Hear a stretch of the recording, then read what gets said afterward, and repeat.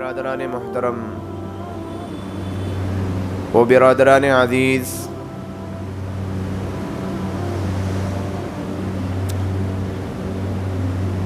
اسلامی سال کی ابتدا محرم الحرام سے ہے۔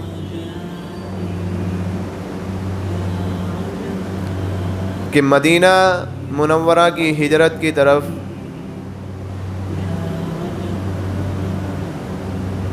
ہجرت نبوی سے لے کر اب تک 1444 سال کا عرصہ بیت چکا ہے، اور محرم الحرام یہ اسلامی تقویم کا پہلا مہینہ ہے، لیکن لوگ اس سے ناواقف ہیں۔ اگر لوگوں سے اس کے بارے میں پوچھ لیا جائے کہ محرم الحرام یا اسلامی تاریخ کیا ہے، اسلامی سن کیا ہے، تو وہ آپ کو نہیں بتا پائیں گے۔ لیکن دوسری طرف جو شمسی تاریخ ہیں، شمسی سن ہے، یعنی انگریزی تاریخ اور انگریزی سن کے بارے میں اگر آپ پوچھیں تو ہر کوئی آپ کو بتا دے گا کہ یہ سن چل رہا ہے اور آج یہ تاریخ ہے۔ کیونکہ انگریزی تاریخ کی جب ابتدا ہوتی ہے تو اس میں نیو ایئر کے نام سے ایک خوشی کا ماحول منایا جاتا ہے، بڑی خوشیاں منائی جا رہی ہوتی ہے کہ نیا سال شروع ہو گیا۔ لیکن بہرحال ہمارے لیے تو نیو ایئر جو ہے وہ محرم الحرام سے، ابتدا محرم الحرام سے ہوتی ہے۔ اور اگر اس موقع پر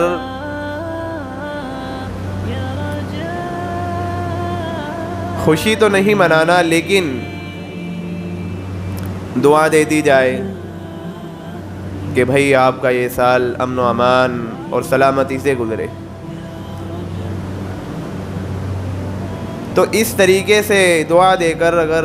خوشی منا لی جائے تو اس میں کوئی حرج کی بات نہیں۔ بہرحال تاریخ انسانیت میں بے شمار واقعات، تاریخ انسانیت میں بے شمار واقعات محرم الحرام میں رونما ہوئے، اور یہ کوئی اتفاقی بات نہیں تھی، یہ کوئی اتفاقی واقعات نہیں تھے، بلکہ یہ تو تقدیر الہی کا اٹل فیصلہ تھا جو ہونا تھا اور ہو کر رہا، کہ حضرت آدم علیہ السلام کی پیدائش محرم الحرام میں ہوئی، اور حضرت آدم علیہ السلام کی جو توبہ قبول ہوئی وہ بھی محرم الحرام میں ہوئی۔ حضرت نوح علیہ السلام کی جو کشتی وہ پوری دنیا میں چکر لگاتے ہوئے جب جودی پہاڑ پر جا کر ٹھہری تو وہ محرم الحرام کا مہینہ تھا۔ حضرت ابراہیم علیہ السلام کو منصب اور مقام، یعنی جو خلیل سے سرفراز فرمایا گیا، اللہ تبارک و تعالیٰ نے جو ایک مقام دیا، منصب دیا خلیل کا، وہ محرم الحرام میں دیا۔ حضرت یونس علیہ السلام کو مچھلی کے پیٹ سے جو نجات ملی وہ محرم الحرام کے مہینے میں ہی ملی۔ تو بے شمار واقعات محرم الحرام میں رونما ہوئے، اور ایک بڑا واقعہ جو اس مہینے میں رونما ہوا، کربلا کا واقعہ، کہ جس میں حضرت حسین رضی اللہ عنہ کو شہید کر دیا گیا، کہ کوفہ والوں نے، ان غداروں نے حضرت حسین رضی اللہ عنہ کو ایک منصوبے کے تحت، ایک سازش کے تحت کوفہ بلایا، عراق بلایا، اور راستے میں حضرت حسین رضی اللہ عنہ کو شہید کر دیا گیا۔ ابن زبیر رضی اللہ عنہ فرماتے ہیں کہ جب ان کی ملاقات مکہ المکرمہ میں حضرت حسین رضی اللہ عنہ سے ہوئی تو انہوں نے کہا، اے ابو عبداللہ، میں نے سنا ہے کہ آپ عراق جانے کا ارادہ رکھتے ہیں۔ تو وہ کہنے لگے کہ ہاں۔ تو ابن زبیر رضی اللہ عنہ فرمانے لگے کہ ایسا نہ کیجیے، کیونکہ یہ عراقی تو آپ کے والد کے قاتل ہیں، انہوں نے آپ کے باپ کو قتل کر ڈالا، ان میں وفا نہیں ہے، یہ غدار ہیں، یہ دھوکے باز ہیں، یہ دغا باز ہیں، یہ آپ کو بھی قتل کرا دیں گے، یہ آپ کو بھی قتل کر ڈالیں گے۔ تو ایک جو سازش تھی حضرت حسین رضی اللہ عنہ کو بلانے کی، یہ سازش جو ہوئی، جو پروپیگنڈا اور جو اس طریقے سے جو پلاننگ کی گئی تھی، یہ حضرت حسین رضی اللہ عنہ کے زمانے سے شروع نہیں ہوئی، بلکہ اس کی نیو اور اس کی جڑ، اس کی بنیاد حضرت عمر رضی اللہ عنہ کے زمانے میں رکھ دی تھی۔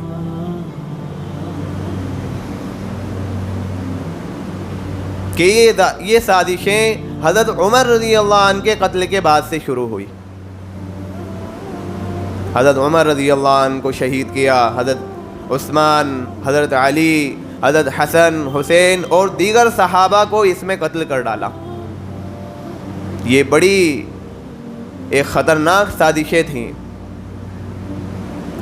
آج 2 محرم الحرام ہے، 1 محرم الحرام، 1 محرم الحرام میں حضرت عمر رضی اللہ عنہ کو قتل کیا گیا۔ حضرت عمر رضی اللہ عنہ وہ عادل بادشاہ، وہ عادل خلیفہ، نیک مجاہد، تقوی گزار، پرہیزگار، امانت دار، وہ مجاہد، وہ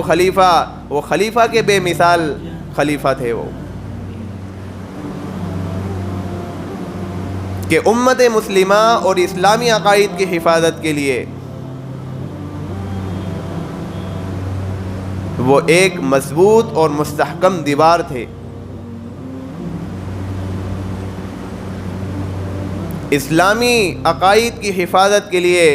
اسلام کو بچانے کے لیے وہ ایک مضبوط اور مستحکم دروازہ بھی تھے، کہ جب تک آپ خلیفہ رہے، حضرت عمر رضی اللہ عنہ کی خلافت کا جو دور ہے، جب تک آپ خلیفہ رہے تو فتنوں کو سر اٹھانے کا بھی موقع نہ ملا۔ حذیفہ بن یمان رضی اللہ عنہ وہ فرماتے ہیں، ان کا بیان ہے کہ ہم نے ایک مرتبہ عمر بن خطاب رضی اللہ عنہ کے پاس بیٹھے ہوئے تھے، تو عمر بن خطاب رضی اللہ عنہ فرمانے لگے کہ فتنوں کے باب میں رسول اللہ صلی اللہ علیہ وسلم کی احادیث تم میں سے کس کو یاد ہے؟ تو حذیفہ بن یمان رضی اللہ عنہ نے کہا کہ مجھے یاد ہے۔ حضرت عمر رضی اللہ عنہ نے فرمایا کہ بتاؤ،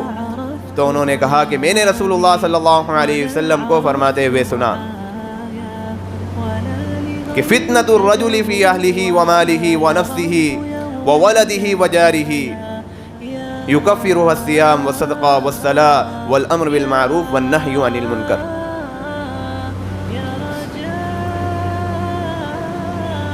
کہ یہ اہل و عیال، یہ مال، یہ پڑوسی، یہ فتنوں کے سلسلے ہیں، اور یہ نماز، زکوٰۃ، روزہ یہ اس کو مٹا دیتے ہیں۔ حضرت عمر رضی اللہ عنہ فرمانے لگے کہ میں ان فتنوں کے بارے میں تم سے نہیں پوچھ رہا، میں تو ان فتنوں کے بارے میں تم سے عرض کر رہا ہوں، ان فتنوں کے بارے میں پوچھ رہا ہوں جو سمندر کے موجوں کی طرح ٹھاٹے مار رہے ہوں گے۔ تو حذیفہ بن یمان رضی اللہ عنہ فرمانے لگے کہ اے امیر المؤمنین، آپ کو ان فتنوں سے کیا خوف ہے کہ آپ کے اور ان فتنوں کے درمیان تو ایک مضبوط دروازہ ہے۔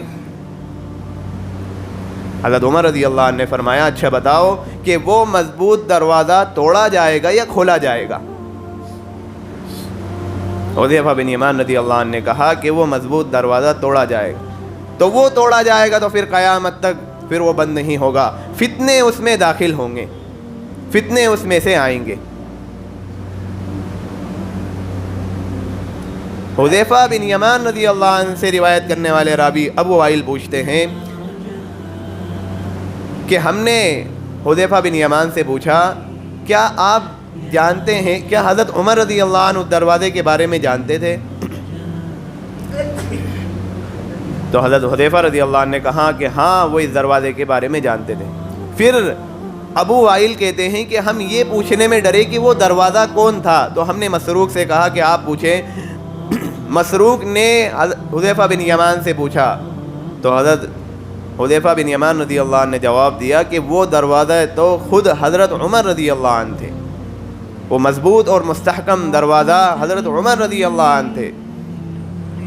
اسلام اور مسلمانوں کے خلاف سازشیں کرنے والوں نے حضرت عمر رضی اللہ عنہ کے قتل کی پلاننگ کرنا شروع کر دی۔ حضرت عمر رضی اللہ عنہ یہ عراق اور فارس کے مجوسیوں کو اور شام اور مصر کے یہودیوں کو، نصارہ کو یہ مدینہ میں آنے کی اجازت نہیں دیتے تھے۔ یہ ان کی دور اندیشی اور ان کی ایک حکمت تھی۔ اب چند صحابہ کے پاس مجوسیوں میں سے کچھ غلام تھے،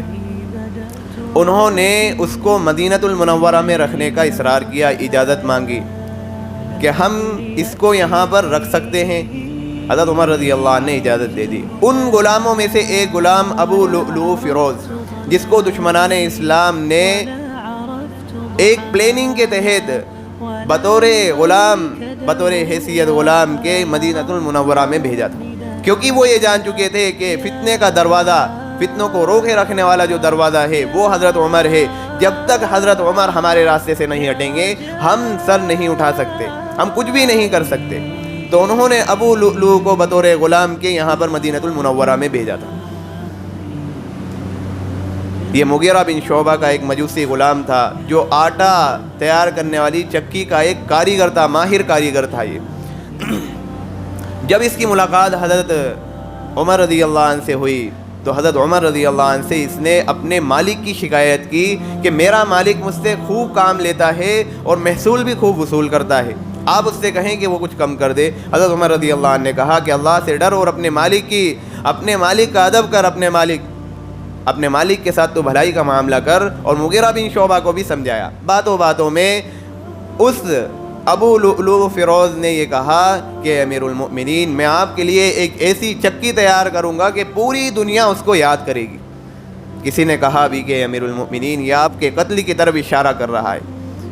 یہ آپ کے قتل کے بارے میں کہہ رہا ہے۔ حضرت امیر المؤمنین عمر بن خطاب رضی اللہ عنہ نے کچھ نہیں کہا اور آگے بڑھ گئے۔ پھر اس نے ایک خنجر بنایا، اس خنجر کو زہر سے آلودہ کیا اور تاک میں لگا رہا کہ کب عمر بن خطاب سے ملاقات ہو، کب وہ سامنے آ جائیں اور ان پر حملہ کرنے کا موقع مل جائے۔ ایک موقع ملا کہ عمر بن خطاب رضی اللہ عنہ فجر کی نماز پڑھانے کے لیے آگے بڑھے تو یہ کہیں بدبخت چھپا ہوا بیٹھا تھا۔ جب حضرت عمر رضی اللہ عنہ فجر کی نماز پڑھانے کے لیے آگے آئے اور نماز شروع کی تو یہ بدبخت نکلا، اس نے اپنا خنجر نکالا اور 2 وار کیے، ایک کندھے پر اور دوسرا پہلو پر۔ حضرت عمر رضی اللہ عنہ نیچے گر گئے اور اس طریقے سے فتنوں کو روکے رکھنے والا ایک مضبوط دروازہ توڑ ڈالا، فتنوں کو روکے رکھنے والا، فتنوں کو زیر کرنے والا ایک مضبوط اور مستحکم دروازے کو توڑ دیا۔ اب فتنے آنا شروع ہوئے۔ اب حضرت عمر رضی اللہ عنہ نے اپنی زندگی میں 6 لوگوں کی شورا بنائی، 6 لوگوں کی شورا بنا کر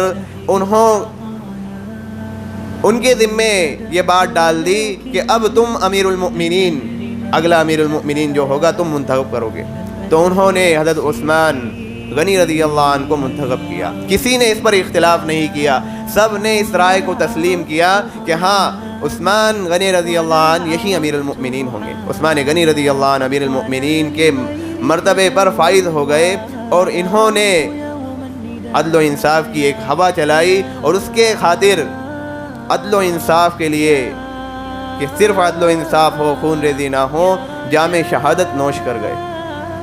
کیونکہ عمر بن خطاب رضی اللہ عنہ یہ فتنوں کو روکے رکھنے والے ایک مضبوط اور مستحکم دروازہ تھے۔ جب ان کو توڑ ڈالا تو اب یہ دروازہ کھلا اور فتنے داخل ہونا شروع ہو گئے، فتنہ آنا شروع ہو گئے۔ اب حضرت عثمان رضی اللہ عنہ کی خلافت میں، حضرت عثمان رضی اللہ عنہ خلیفہ ہیں، باغی آ رہے ہیں، باغیوں کی آمد ہو رہی ہے، سبائیوں کی آمد ہو رہی ہے، بلوائیوں کی آمد ہو رہی ہے، یہ بڑے بڑے فتنے۔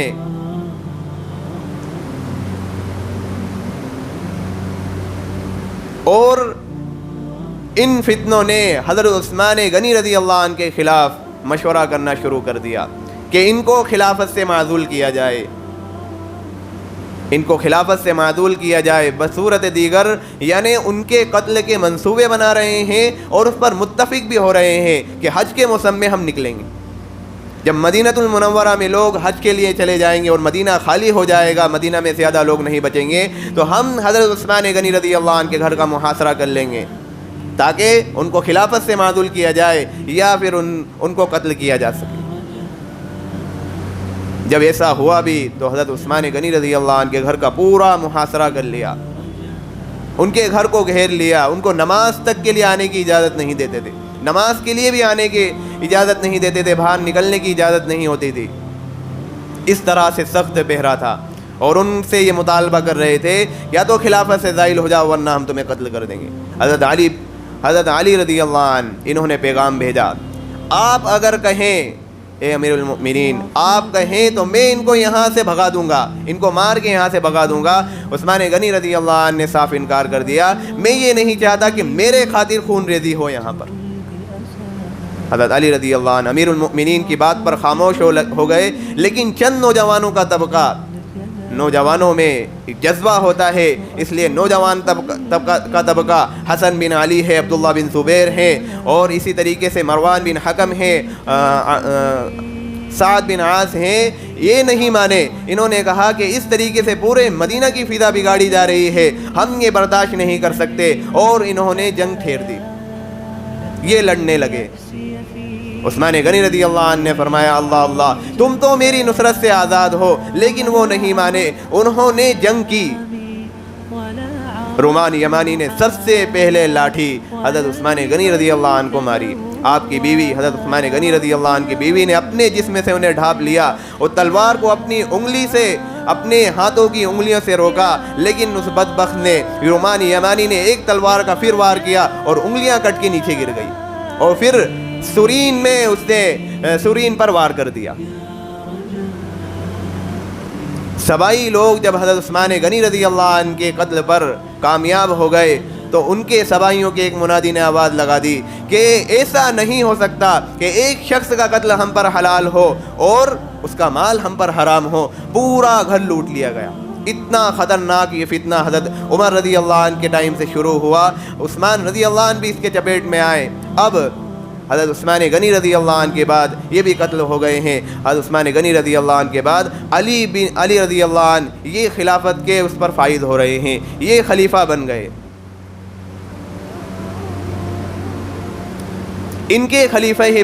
خلیفہ بنتے ہی اور بھی جو کام تھے، حضرت معاویہ رضی اللہ عنہ سامنے آ گئے۔ حضرت معاویہ رضی اللہ عنہ کہنے لگے کہ آپ خلافت کے منصب پر آپ فائز ہیں، آپ کا سب سے پہلا کام یہ ہونا چاہیے کہ حضرت عثمان غنی رضی اللہ عنہ کے قاتلوں سے قصاص لیں۔ دونوں میں اختلاف ہو گیا۔ حضرت علی رضی اللہ عنہ اپنا ان کا ایک اجتہاد تھا اور وہ اپنے اجتہاد پر صحیح بھی تھے، لیکن حضرت معاویہ رضی اللہ عنہ یہ کہہ رہے تھے کہ آپ پہلے حضرت عثمان غنی رضی اللہ عنہ کے قاتلوں سے قصاص لیں، آپ کا سب سے پہلا کام یہ ہونا چاہیے۔ اختلاف ہوا، بہرحال جنگ کی نوبت بھی آ گئی، لیکن حضرت علی رضی اللہ عنہ نے ان سے مصالحت کر لی،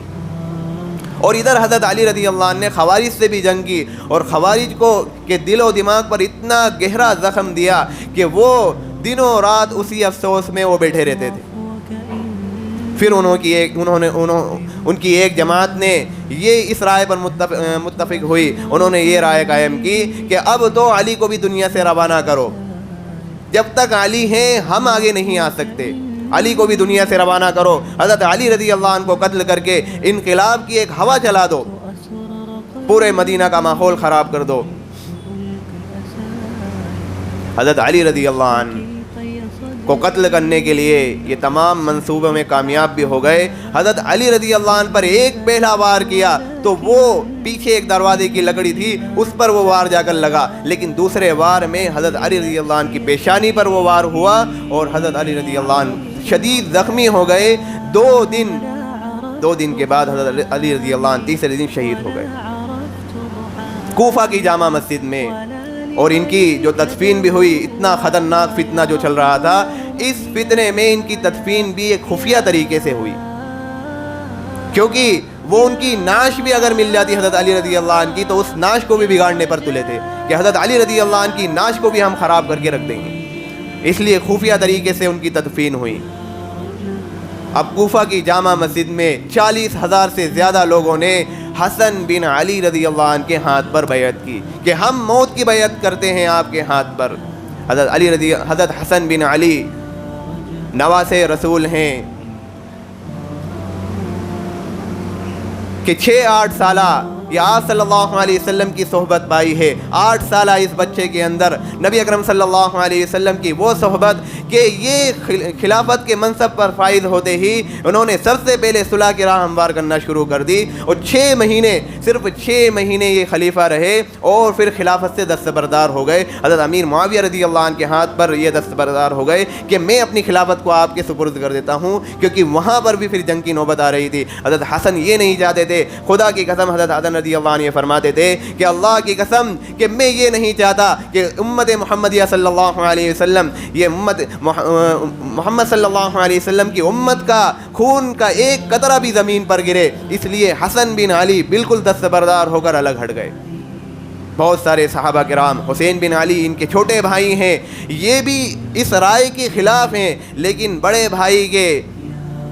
فیصلے پر یہ چپ ہو گئے اور حضرت امیر معاویہ رضی اللہ عنہ خلافت پر فائز ہو گئے۔ اس طریقے سے میرے بھائیوں، حضرت عمر رضی اللہ عنہ، صرف حضرت حسین رضی اللہ عنہ نہیں، یہ فتنہ تو پوری سازشوں کے تحت کہ آپ صلی اللہ علیہ وسلم کے بعد جب حضرت ابو بکر بنے تو حضرت ابو بکر کے ٹائم پر، حضرت ابو بکر رضی اللہ عنہ کے ٹائم پر یہ فتنہ چھیڑنے کی کوشش کی لیکن انہیں موقع نہیں ملا۔ پھر حضرت عمر رضی اللہ عنہ کا دور آیا، حضرت عمر رضی اللہ عنہ کے دور میں انہوں نے دیکھا کہ یہ تو فتح پہ فتح کرتے چلا جا رہا ہے، اس کو جب تک ہم نہیں ہٹائیں گے ہمارے فتنے برپے نہیں ہوں گے۔ اس لیے حضرت عمر رضی اللہ عنہ سے وہ فتنہ جو شروع ہوا اور وہ دروازہ جو کھلا کہ آپ صلی اللہ علیہ وسلم کی احادیث بھی کہ ایک دروازہ فتنے کا ٹوٹے گا اور پھر وہ مستحکم دروازہ ٹوٹ جائے گا اور فتنے آنا شروع ہو جائیں گے، وہ بات بھی صادق آ گئی کہ حضرت عمر رضی اللہ عنہ کو مدینہ المنورہ میں ہی شہید کر دیا گیا۔ اور حضرت عمر کی یہ خواہش تھی کہ میں اپنی جگہ پر رہ کر کوئی مجھے شہید کرے۔ جب حضرت عمر رضی اللہ عنہ کو یہ پتہ چلا کہ وہ مجوسی تھا اور وہ یہ سازش لے کر آیا تھا، انہوں نے اللہ کا شکر ادا کیا کہ اے اللہ تیرا شکر ہے کہ میری جو خواہش تھی یہاں پر اپنے وطن میں رہتے ہوئے شہید ہونے کی، میں یہیں پر شہید ہوں۔